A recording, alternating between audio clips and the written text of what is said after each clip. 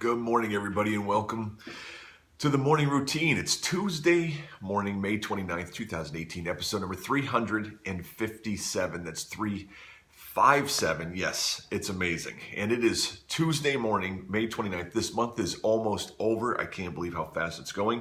I'm parked down here at good friends of ours' house down in Atlanta. We're here until, I don't know, a little while longer and having a great time. Got a great chance to visit with some people yesterday and be outside and be on the lake for a little bit and had a good Memorial Day. So I hope your Memorial Day was exceptionally well as well. I hope that you took pause and really thought about what the day was about yesterday at some point during the day. It's easy to blast through the day without recognizing the sacrifices that were made on your and our behalf. And I hope that you took time to recognize that yesterday. So, but now we're on to Tuesday, and it's a different day, and it's probably back to work for a lot of us. And I hope you're geared up and ready to go. I hope you're recharged after a 3-day weekend. I'm still trying to get the fog out of my brain after being in the car for an entire day. And, it takes a little bit, but it's good. So it's been raining like crazy here in Atlanta. I feel like I'm back home in Pennsylvania, actually. It's very similar to back home right now. So, but it's all good. I want to point out, interesting thing. We read an article together months and months and months ago that talked about the times of our life that we get the most done. And if you remember, that article has proven that we get the most done when we're in our 28, 29s, 38, 39s, 48, 49s, right before we turn the page into the next big number of our birthday.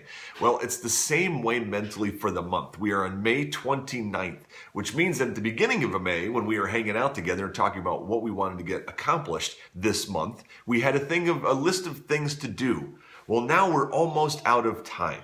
So I say that and I call that out for encouragement for you and I, that the list that we still have days left to get it done before we flip the page to June.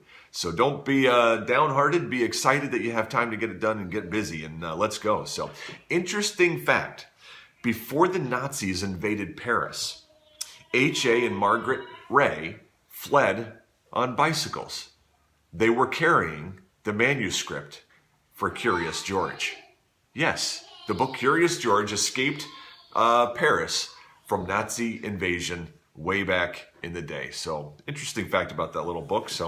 But hey, listen, guys, I got some stories lined up for you this morning. As always, good to see you guys this morning. Glad you're here, whether you're on Facebook Live or on the podcast. YouTube will not be live. YouTube will be rebroadcast, just so you're aware of that. I'm keeping it simple this morning as we're working remote. But the first story that I have for you guys this morning has to do with vacation time in America. As you know, us Americans are some of the worst in the world at taking time for ourselves, which also means our productivity is some of the worst in the world because we don't take time to recharge. This has been a big push for businesses as they recognize that their productivity is down because their employees are exhausted and worn out and not recharged. So this article came out of, where did this one come out of? ProjectTimeOff.com, which is actually a pretty cool website if you want to go visit it. America's vacation behavior is changing, and for the better, for the first time ever. State of American Vacation 2018 shows improvement in America's work culture. Employers are showing signs of having more encouraging vacation cultures, and employees are feeling more confident about using the time that they earn. Interesting. More than half of Americans leaving vacation time are on the table. Data shows an unmistakably strong correlation between travel and happiness. We were just talking about this last night, that I have never been a traveler. For me, staying home is recharging, but my wife has always been that part that balanced me and helped me to get out and go and travel. And the article is right. When you travel, you are happier. You're exploring, you're doing new things, you're getting out of your same old routine. It's so true.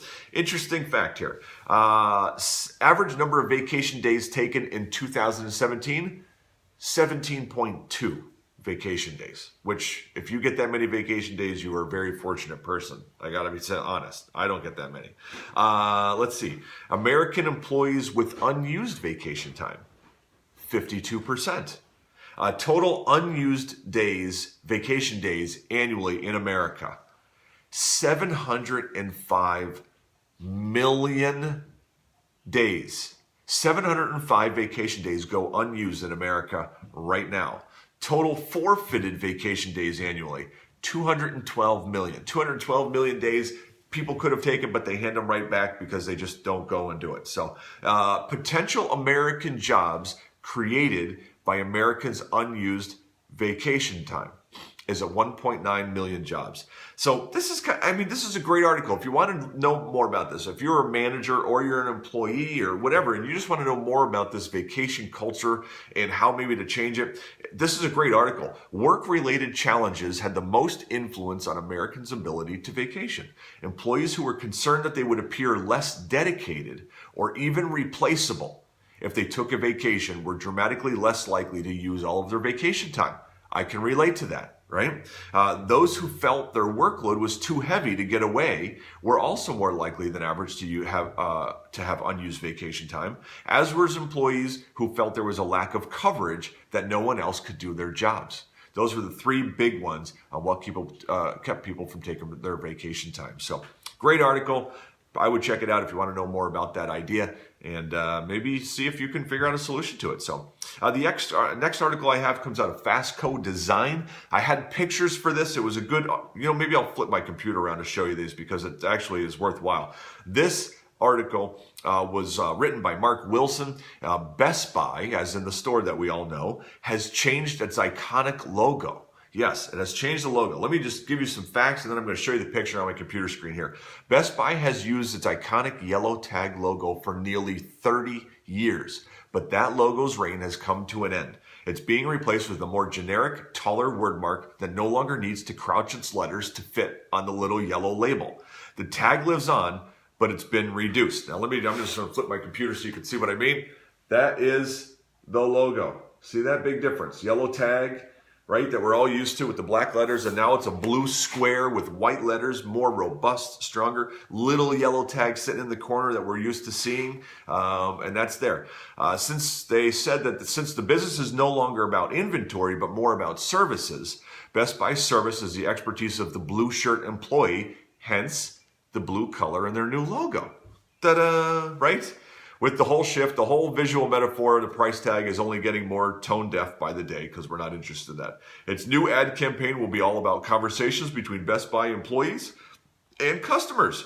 But this author, while creating this, realized one interesting thing, that their logo and font is very similar to a very, very, very popular brand that's out there.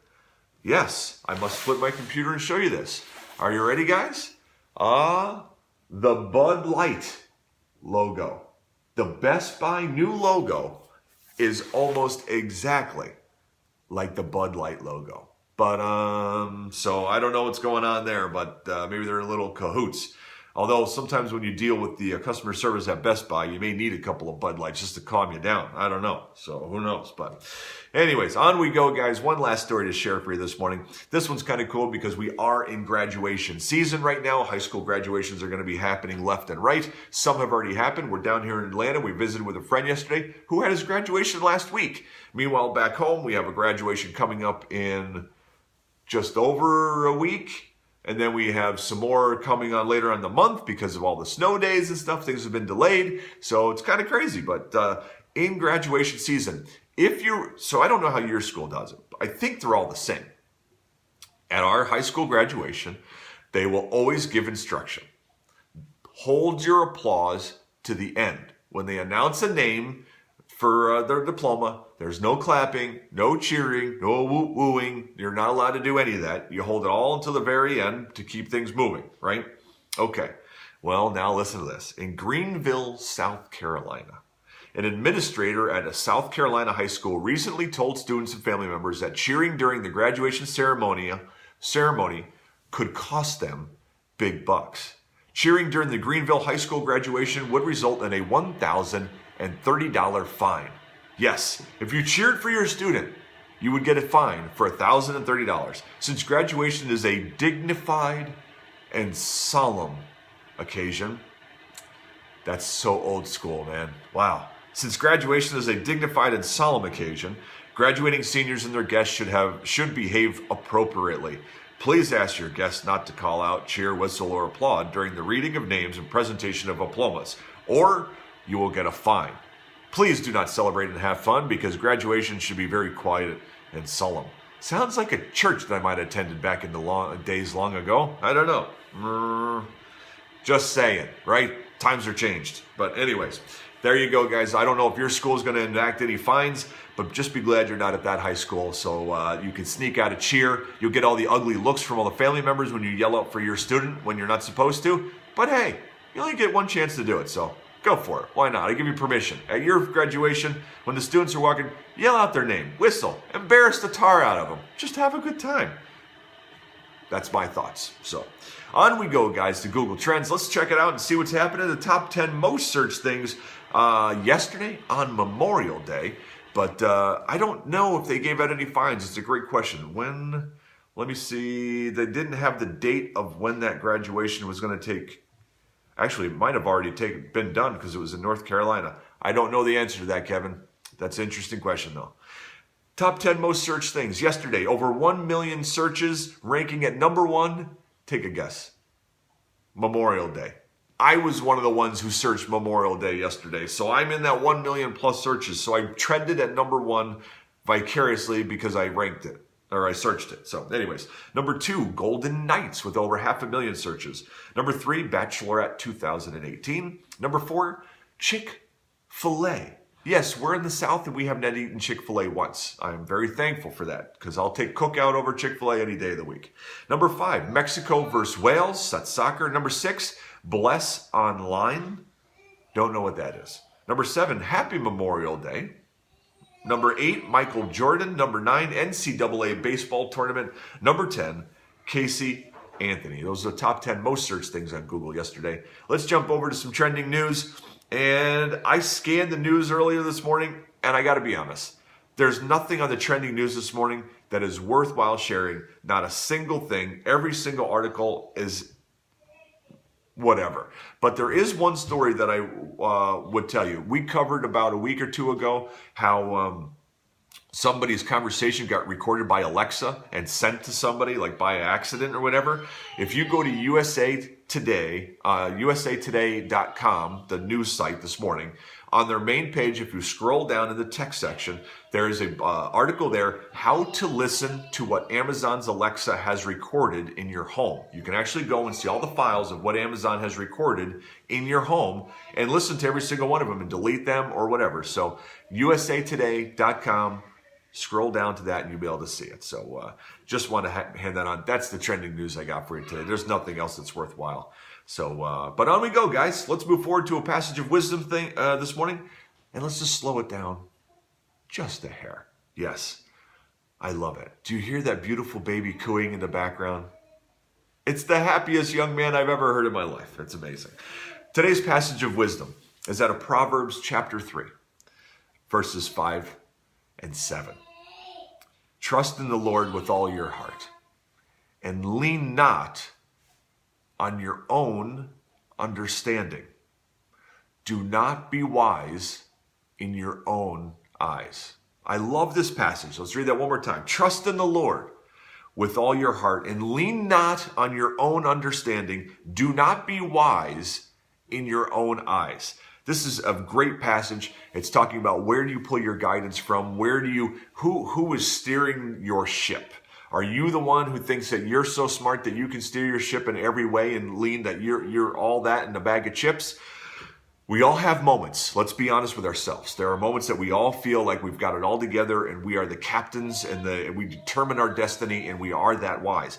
And thankfully, God has blessed us with some wisdom and some knowledge. That's true. But don't fall into the trap in thinking that we can guide our ship all of the time, because we can't. We must trust in the Lord and lean on Him. Let Him guide us. Let Him put the post out that we focus on as we're heading forward. Let's lean on Him day to day for guidance on the things that we're going to fall into and the things that we don't know are going to happen today that might tempt us or cause us to be possibly do questionable things. Let's lean on Him and don't be wise in our own eyes, meaning leaning on ourselves the entire time. Great passage. Let's pray, guys, and let's get this day started. Father, good morning. Father, we thank you for this wonderful Tuesday morning. We thank you for this last Tuesday in May. We thank you for the month of May that you have given us. Each and every day has been a blessing that we've been able to wake up and get up and have the ability to affect people's lives around us and live the adventure that you have laid out for us. Father, protect us as we go out into this day today, as we're getting back to work, many of us. Give us patience, give us some strength. We know that we're going to be doubled up on our work. It's probably going to be a little more stressful than a normal Tuesday as we're trying to catch up. And just guard our hearts as we may be tempted to be short with people and maybe have a lack of energy. And just keep our minds right and let us lean on you today more than ever, as we're going to need it as we run the race moving forward to the week. Father, thank you for the reminder this morning that we're nearing the end of the month, and the goals and the things that we have laid out for this month, we are running out of time. Help us to have the strength as well to run through that and catch up and get some things done that we really wanted to get done before that calendar page turns to June. Father, we're thankful for you and we love you. Amen. And that, my friends, is a magnificent wrap to today's morning routine. Thanks for being here this morning. I hope that your Tuesday is magnificent. I can't wait to be back here again with you tomorrow morning as we hit and go into Wednesday. Today, this day though, don't you forget that today is a perfect day for you to be exactly who you were meant. I love you guys. Have a great day.